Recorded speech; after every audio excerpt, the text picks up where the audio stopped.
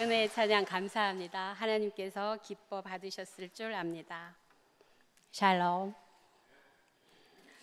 오늘 특별히 복지기관에서 헌신하는 분들과 함께 하나님께 헌신 예배를 드릴 수 있게 되어 매우 감사합니다. 우리의 자랑이 되었죠. 바야흐로 노벨 문학상에 빛나는 작가 한강이 소설을 쓴 계기에 대해서 이렇게 말합니다.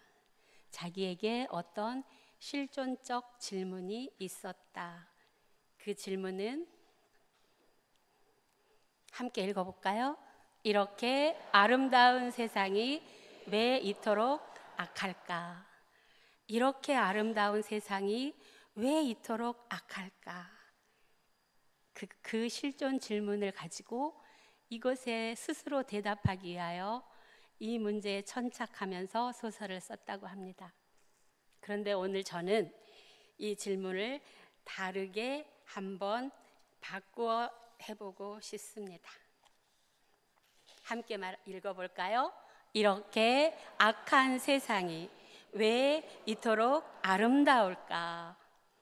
이렇게 악한 세상이 왜 이토록 아름다울까? 답이다가 답이다. 다 같이 답이다가 답이다. 이렇게 악한 세상이 이토록 찬란하고 아름다운 이유는 바로 지금 저기 성가대석에서 헌신 예배를 드리는 예수님의 제자인 또 다른 이름의 답이다들, 그리고 여기 성전에 오셔서 하나님께 예배드리는 하나님의 사랑의 일꾼들인 사랑하는 성도님들 모두가 다 또 다른 이름의 답이다이시기 때문입니다. 오늘 성경 본문의 주인공인 답이다가 어떻게 이렇게 악한 세상을 이토록 아름답게 만들었는지, 그리고 그런 이들에게 하나님이 주시는 상급은 무엇인지 한번 살펴보고자 합니다. 오늘 성경의 본문이 일어난 사건이 있기 전에 어떤 일이 있었는가에 대해서 잠깐 설명하는 것이 성도님들이 이해하는 데 조금 도움이 될 것 같습니다. 스데반이라고 하는 집사님이 마침내 최초의 순교자가 되시고, 스데반이 순교하자 유대인들은 초기 예수 그리스도를 믿는 사람들을 더욱 박해하기 시작합니다. 그래서 초대교회는 예루살렘을 떠나 각지로 흩어졌습니다. 이것이 결국 이방 선교가 시작된 이유인데요. 그래서 베드로도 이방에서 예수 그리스도의 제자가 된 사람들을 찾아다니면서 베드로에게 와달라고 부탁하는 곳은 어디라도 망설이지 않고 가게 됩니다. 가서 그들의 신앙을 다독이고 돈독히 하고 공고히 하는데 온 힘을 쓰고 있습니다. 그 과정 속에 들른 곳이 어딘가 루따라고 하는 지방입니다. 이 루따는 우리가 샤론의 꽃 예수라고 찬양할 때 그 샤론은 평야예요. 샤론 평야가 있는 곳의 도시인데 그곳에 가서 보니까 8년 동안 중풍병을 앓고 있는 사람 애니아라고 하는 남자가 있습니다. 그래서 베드로가 그 애니아의 중풍병자를 고쳐주었더니 그곳 루따에 있는 사람들이 많이 그리스도에게로 돌아왔더라라고 하는 내용이 오늘 우리가 읽은 본문 앞에 있습니다. 이렇게 루따에서 기적을 일으키며 많은 사람을 주님에게 돌아오게 하고 있을 때, 그 루따라고 하는 곳에서 18km 정도 떨어진 곳에 욥바라고 하는 항구 도시가 있었습니다. 이 욥바는 우리 성도님들이 잘 아시는 구약의 요나가 하나님이 니느웨로 가라 했음에도 불구하고 싫어요. 그리고 다시스로 가는 배를 타죠. 그 다시스로 가는 배를 탄 곳이 바로 이 욥바입니다. 그리고 얼마 전까지만 해도 이스라엘의 수도로서 텔 아비브라고 불렸던 지역입니다. 성경에 바로 이 욥바에 누가 있었는가? 다비다라고 하는 여제자가 있었다고 기록하고 있습니다. 다비다는 사도행전에 맨 처음 등장하는 여제자의 이름입니다. 우리 다 같이 성경이 그녀를 어떻게 묘사하는지 한번 보겠습니다. 36절입니다. 시작. 요바에 다비다라 하는 여제자가 있으니 그 이름을 번역하면 도르가라. 선행과 구제하는 일이 심히 많더니. 아멘.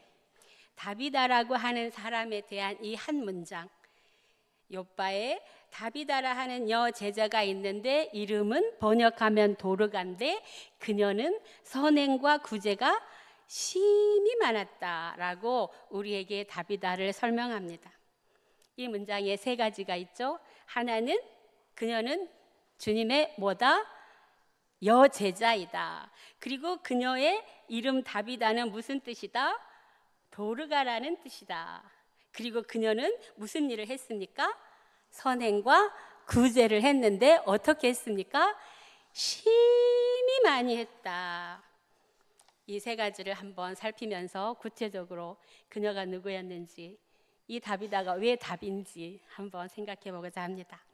먼저 그녀의 이름에 대해 보겠습니다. 그녀의 이름은 다비다인데 뜻은 도르가라. 이 말을 통해서 우리는 그녀의 출생에 대해 알 수 있습니다. 다비다는 히브리식 이름이고 도르가는 헬라식 이름입니다. 이 두 이름을 함께 썼다는 말은 그녀가 헬라파 유대인 출신이라는 것을 드러내주고 있습니다. 그리고 도르가나 다비다는 둘 다 암사슴 또는 영양이라는 뜻으로 우리 성도님들 구약의 아가서에 보면 나의 암사슴 이렇게 하죠. 가장 사랑스러운 존재를 표현할 때, 가장 아름다운 존재를 상징할 때 도르가 다비다라고 말합니다. 이렇게 아름다운 이름을 가진 그녀는 어떤 삶을 살았을까? 그 다음 세 번째 말합니다. 그녀의 선행과 구제가 심히 많더라. 여기서 이 심히 많다는 말의 헬라어 원어는 플레레스입니다. 플레레스라는 말은 무슨 말인가? 우리나라 사전에는 뭐라고 번역했냐면 충만하다 이렇게 번역했는데요. 사실은 충만이라고 하는 것은 가득 차 있는 걸 말하잖아요. 근데 헬라어 플레레스는 가득 차가지고 흘러 넘치는 것을 말합니다. 가득 차서 그 가득 참이 스스로를 버티지 못하고 흘러 넘치는 그 상태, 그거를 일컬어 플레레스라고 합니다. 이거는 우리말로 충일이라고 번역하는 것이 더 적확한 번역 같습니다. 어찌됐든 도르가가 했던 선행과 구제가 가득 차다 못해 흘러 넘치더라. 이것을 우리의 언어로 사용한다면 제가 생각할 때는 선행과 구제가 과하다. 해도 너무 많이 한다. 그럴 때 사용하는 말입니다. 그래서 어떤 목사님은 이 말을 해석할 때 거룩한 낭비다 이렇게 하기도 하십니다. 물잔에 물이 자꾸만 계속해서 흘러 넘치면 우리는 그것을 보고 물을 낭비한다라고 말하듯이 도르가의 선행과 구제가 바로 이런 모양새였다는 것입니다. 사랑하는 성도 여러분, 선행과 구제가 심하다 할 정도로 선행과 구제를 하는 사람이 다비다였다는 것이에요. 그 정도 했으면 됐지, 너무하네, 과유불급이라 했어, 우리 이런 말 많이 쓰시잖아요. 그런데 선행하고 구제하는 일에는 과유불급이 없다고 오늘 플레레스라는 단어를 사용하여서 우리에게 말씀하고 계십니다.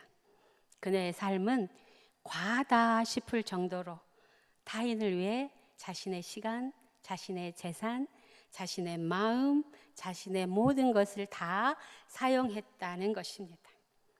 자, 우리 그러면 그녀가 한 선행이 무엇인지 37절과 39절을 함께 보겠습니다.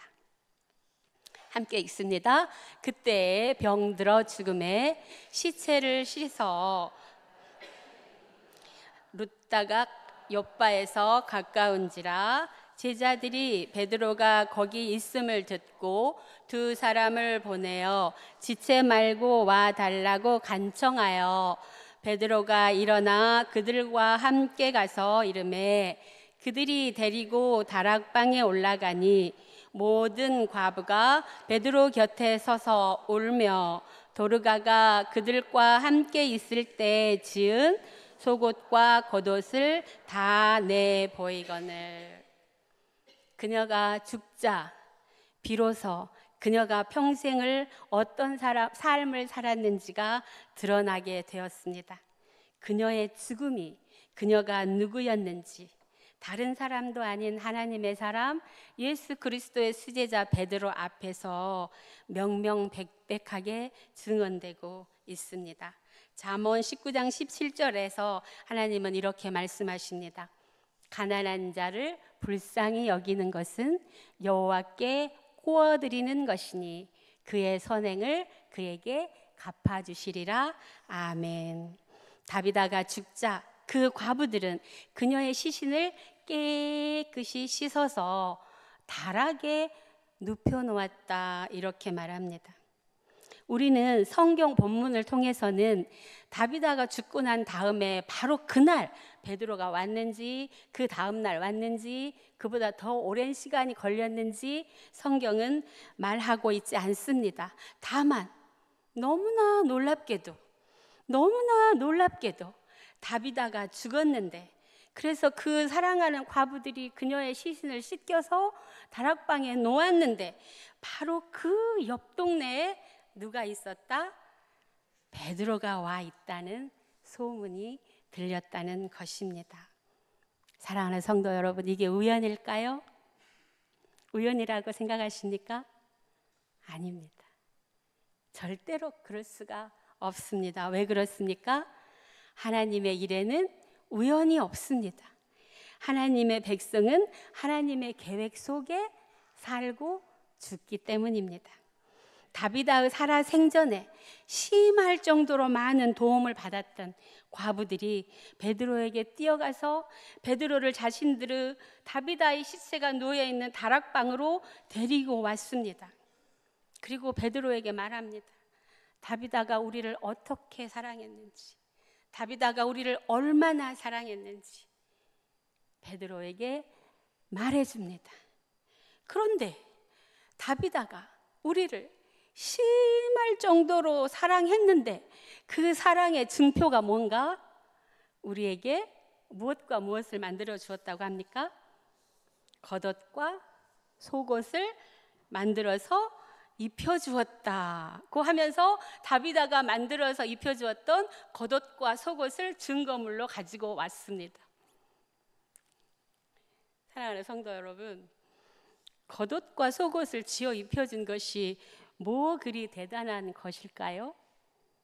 라는 생각이 안 드십니까? 저는 성경을 읽으면서 처음에는 그런 생각이 들었습니다. 옷을 지어 입히는 게 뭐 그렇게 힘이 많을 정도의 사랑일까?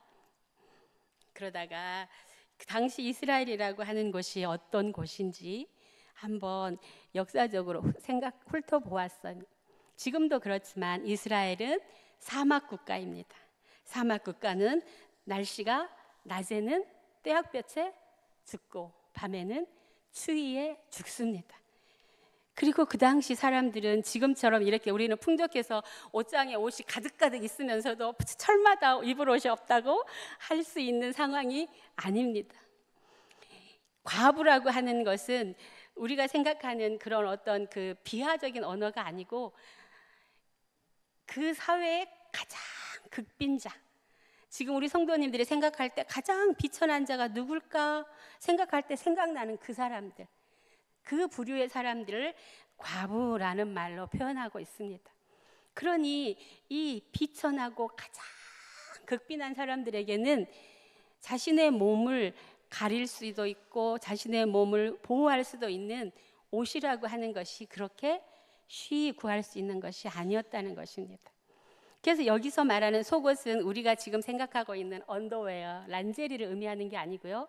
그냥 일상적으로 입는 평상복을 속옷이라 하고 그 위에 망토 같은 겉옷을 입습니다. 이 망토 같은 겉옷이 낮에는 햇빛을 가리는 체약 역할을 하고 밤에는 추위를 덮어주는 이불 역할을 합니다. 그래서 이 옷은 이스라엘 사람들에게, 특별히 가난한 사람들에게는 목숨과도 바꿀 수 있는 굉장히 중요한 삶의 어떤 것입니다. 그래서 우리 성경에 보면 이 옷을 전당포에 저당 잡혀서 돈을 빌려오는 경우도 있을 정도로 굉장히 중요한 재산의 가치를 가지고 있는 것이 이 옷이라는 겁니다. 이 옷을, 겉옷과 속옷을 다비다가 그 극빈한 과부들에게 해 입혔는데 한 번만 해 입혔을까요? 한 번만 얻어 입은 사람들이 그 다비다의 선행이 심히 많다, 흘러 넘칠 정도로 많다, 과하다고 생각할 정도로 많다라고 이야기했을까요? 아닐 겁니다.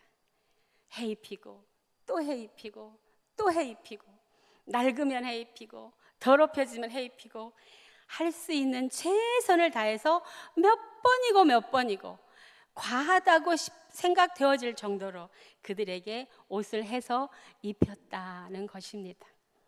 그런 다비다가 죽었습니다. 그러자 그녀에게 평생 도움을 받았던 과부들이 다비다가 죽고 난 다음에 이상한 행동을 합니다. 어떻게 성경이 말하는가? 그때 병들어 죽음에 시체를 씻어 어디에 누이니라? 다락에 누이니라. 저는 이 본문을 읽다 깜짝 놀랐습니다. 시체를 씻어 다락에 누였다라고 하는 이 표현은 그 과부들의 신앙의 상상력, 신학적 모티브, 감히 꿈꿀 수 없는 것을 꿈꾸는 그녀들의 믿음에 대한 증언입니다. 왜 그런지 제가 설명하고 싶습니다. 보통 사람이 죽으면 그 사람을 깨끗이 씻기는 것은 어느 문화권에서나 다 있는 일이죠. 시체를 깨끗이 씻기고, 그리고 난 다음에 사막 지방은 부패하기 때문에 바로 무엇을 바르는가? 부패하지 말라고 향유를 바릅니다. 예수님도 돌아가셨을 때 니고데모가 엄청나게 많은 향유를 가지고 와서 예수님의 몸에 발랐다라고 합니다. 그런데 성경에 이 과부들이 그녀를 씻긴 다음에 그 시체에 향유를 발랐더라는 말이 없습니다. 그리고 그녀를 어디에 눕히는가? 다락에 데려간다. 이스라엘에서 다락이라는 것은 집에서 가장 높은 곳입니다. 시체를 다락으로 올려놓았다는. 보통 다락에 있는 시체도 돌아가시면 장례를 치러야 하기 때문에 아래층으로 가져오는 것이 상식적인 건데, 죽은 다비다의 시체를 씻겨가지고 2층에 올려놓았더라. 이 이상한 과부들의 행동은 이 다음에 베드로가 온 다음에 했던 베드로의 일을 통해서 그녀들이 왜 이 행동을 했는지가 미루어 짐작이 됩니다. 39절과 40절을 함께 읽어보겠습니다. 시작.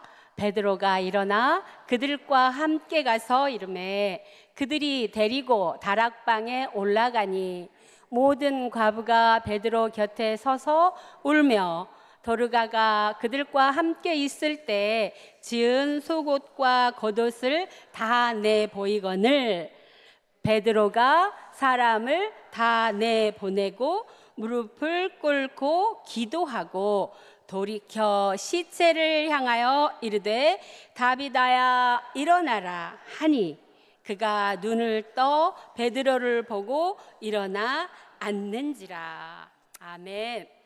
사랑하는 성도 여러분, 이 본문을 잘 보십시오. 이 본문 어디에 과부들이 베드로에게 베드로님 우리 다비다를 살려주십시오 라고 애원하는 부분이 있습니까? 다비다님, 아니 베드로님, 우리 다비다를 다시 소생시켜 주십시오 라고 베드로에게 요청했다고 본문에 기록되어 있습니까? 없죠.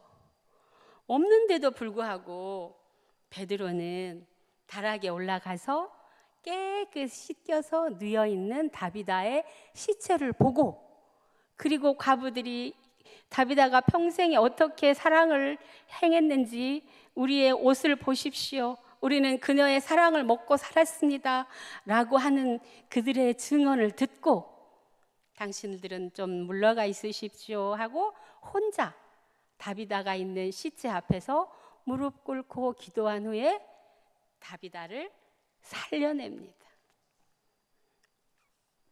우리는 이것을 이심전심 마음이 통했다 이렇게 말합니다.